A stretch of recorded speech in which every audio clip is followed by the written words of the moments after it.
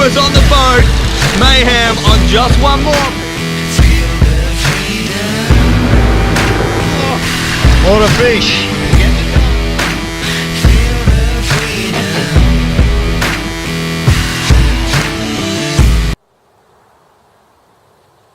Alright guys, just brought the boat up from down the bottom there, giving it a tub. The last thing I always do before I put the boat away is go over the engines and give them a good clean. So obviously before I brought it up here I've flushed it with fresh water. We flush it before we leave the boat ramp as well, but I always flush it with fresh water when I get home because we're on tank water here. So I know there's no chlorine, no nothing, it's all just fresh rainwater going straight through the motors. The next thing that I do when I get it up in the shed is pull the covers off it and have a look around the engine. Just make sure everything's all good where it should be.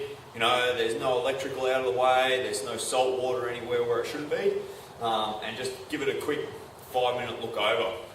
The other thing that I like to do is my Honda mechanic hooked me up with this stuff. So this is liquid lanolin.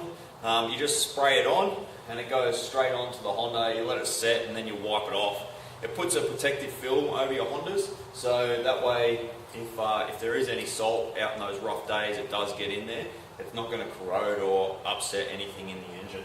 The other thing that I like to do, once I get the engine up here, is I'll tilt the engine right up and I'll have a good look at all the hydraulics and everything on the back of the engine in here. So just down in here, we'll tilt it all up, make sure everything's all good.